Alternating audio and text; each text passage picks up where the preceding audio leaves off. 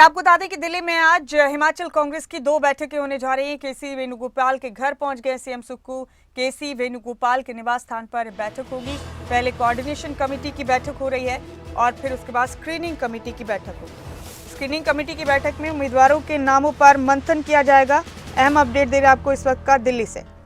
कांग्रेस की आज दो अहम बैठकें दिल्ली में होने जा रही हैं। पहले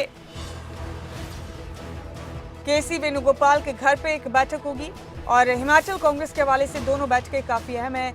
और इस बैठक के लिए केसी वेणुगोपाल के घर पहुंच गए सीएम सुखविंदर सिंह सुक्खू। केसी वेणुगोपाल की रिहायशगाह पर बैठक होगी कोऑर्डिनेशन कमेटी की और फिर उसके बाद स्क्रीनिंग कमेटी की बैठक होगी।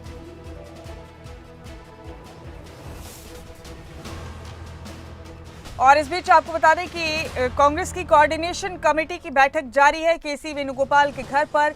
इस बैठक में शिरकत करने के लिए हिमाचल के मुख्यमंत्री सुखविंदर सिंह सुक्खू भी पहुंच गए हैं और इसके बाद एक और बैठक होगी कांग्रेस के स्क्रीनिंग कमेटी। बहुत मुमकिन है कि आज स्क्रीनिंग कमेटी के बाद नामों का फाइनल पैनल भेज दिया जाए फिर चुनाव समिति को और उसके बाद आखिरकार कांग्रेस की लिस्ट सामने आ सकती है। और मेरे साथ इस खबर पर हमारे ब्यूरो हेड प्रदीप ठाकुर जुड़ चुके हैं। प्रदीप, सीएम सुक्खू दिल्ली पहुंच गए और अब इस वक्त केसी वेणुगोपाल के घर पर कोऑर्डिनेशन कमेटी की बैठक हो रही है, उसमें शिरकत करने के लिए उनके निवास स्थान पहुंचे हैं। आज दो बैठकें होनी है कांग्रेस की। क्या अपडेट है हिमाचल के हवाले से, इन दोनों बैठकों की क्या अहमियत है?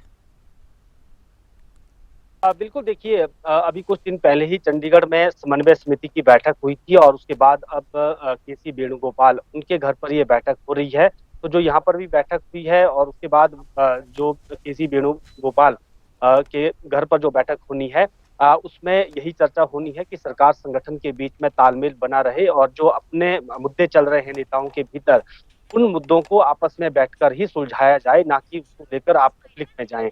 तो ये बातचीत यहाँ पर होनी है और इसके साथ साथ आगे चुनाव में अब कैसे करना है, कैंपेन कैसे आगे बढ़ाना है और साथ ही निकट भविष्य में जब चुनाव का दौर खत्म हो जाएगा और स्थिरता प्रदेश में आ जाएगी, कांग्रेस सरकार स्थिर सरकार होगी, तो जो पार्टी के नेता हैं उनको कैसे एडजस्टमेंट उसमें सरकार में की जानी है बोर्ड निगमों में। तो कुल मिलाकर ये समन्वय को लेकर बैठक होनी है और उसके बाद स्क्रीनिंग कमेटी की बैठक होती है। स्क्रीनिंग कमेटी के चेयरमैन है पूर्व केंद्रीय राज्य मंत्री भगत चरण दास, की अध्यक्षता में ये बैठक होनी है क्योंकि वो कमेटी के चेयरमैन है और उसमें हिमाचल की तरफ से जितने भी 12 लीडर्स हैं वो इस कमेटी बैठक में मौजूद रहेंगे।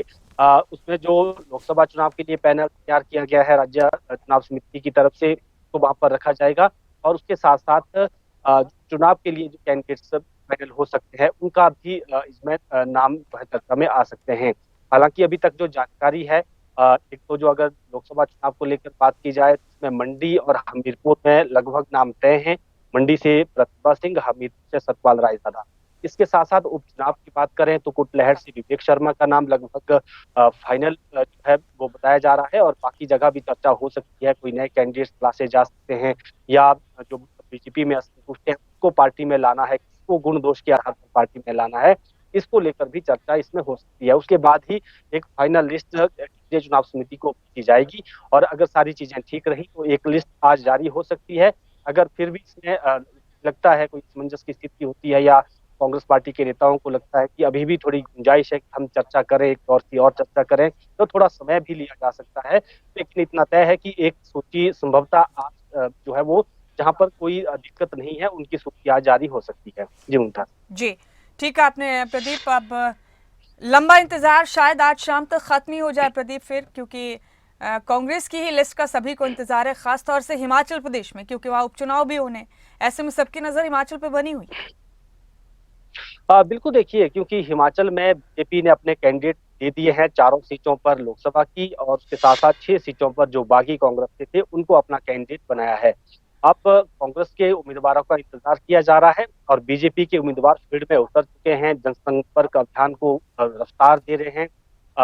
कंगना रनौत की अगर बात करें तो वो लगातार चुनाव प्रचार कर रही थी। अपना जो उनका गृह विधानसभा क्षेत्र है सरकाघाट, उसके एक एक कोने तक जो है कंगना रनौत पहुंची। उसके बाद उन्होंने विधानसभा वार भी अलग अलग विधानसभा क्षेत्रों में जाकर परिचय बैठकों में हिस्सा लिया। तो कहीं ना कहीं कह सकते हैं कि जो बीजेपी है वो इस वक्त चुनाव के मामले में काफी आगे निकल चुकी है।